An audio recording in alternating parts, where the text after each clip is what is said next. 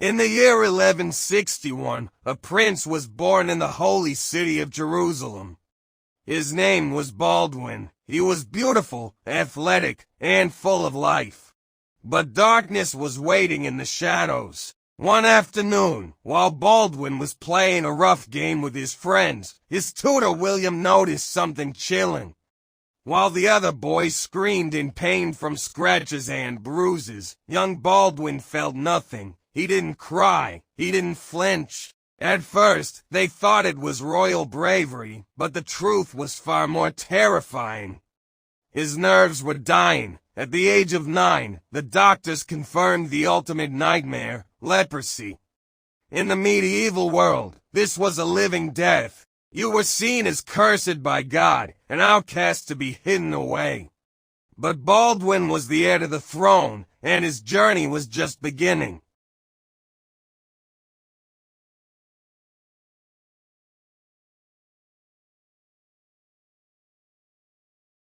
When Baldwin was only 13, his father died. The crown of Jerusalem was placed on the head of a boy whose body was already beginning to decay. Most expected him to hide in a monastery, but Baldwin chose a different path. He refused to be a victim. As the leprosy began to disfigure his face, he donned a polished silver mask. He didn't want his people to see his pain. He wanted them to see a leader. The Leper King became a symbol of mystery and iron will. Even as he lost the use of his right hand, he refused to stop training. He learned to control his war horse using only his knees, mastering the art of combat despite his growing disability. While his body was failing him, his spirit was becoming unbreakable. The world was about to learn that a mask could hide a lion.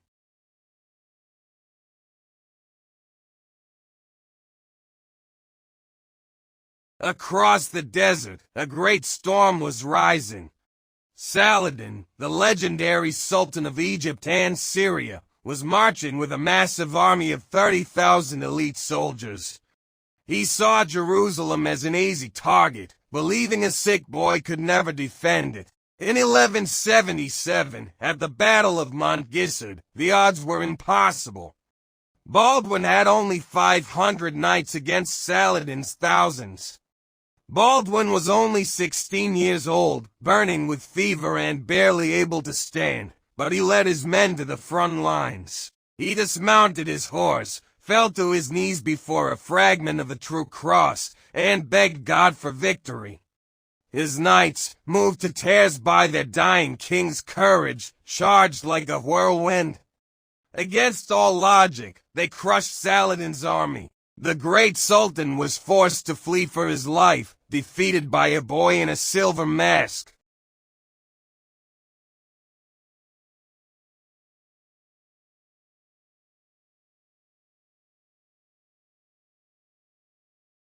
The victory at Mount Gilead bought Jerusalem time, but the leprosy was relentless. As the years passed, Baldwin's condition worsened. He became blind. He lost the ability to walk. Yet, he never abdicated his throne. When he could no longer ride a horse, he commanded his men to carry him on a litter to the battlefield. Just the sight of his royal litter was enough to inspire his soldiers and strike fear into the hearts of his enemies. Saladin himself developed a deep respect for his young rival, waiting for the day this incredible spirit would finally leave its broken shell. Baldwin spent his final years in constant agony, managing the complex politics of his court while his skin turned to dust. He was a king who gave every single drop of his blood for his people. Minute 5, the legacy and the lesson.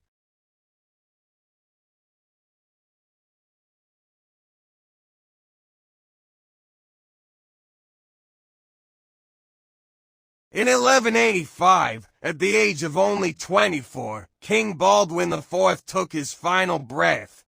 He died as he lived a hero, a protector, and a king.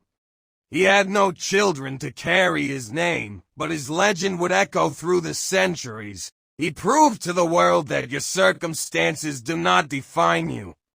Your body might be broken, your path might be filled with pain, but your mind and your will are yours to command. Baldwin didn't ask for a cure. He asked for the strength to lead. So, what is your excuse today? If a man with a decaying body could hold a kingdom together against the greatest army on earth, what is stopping you?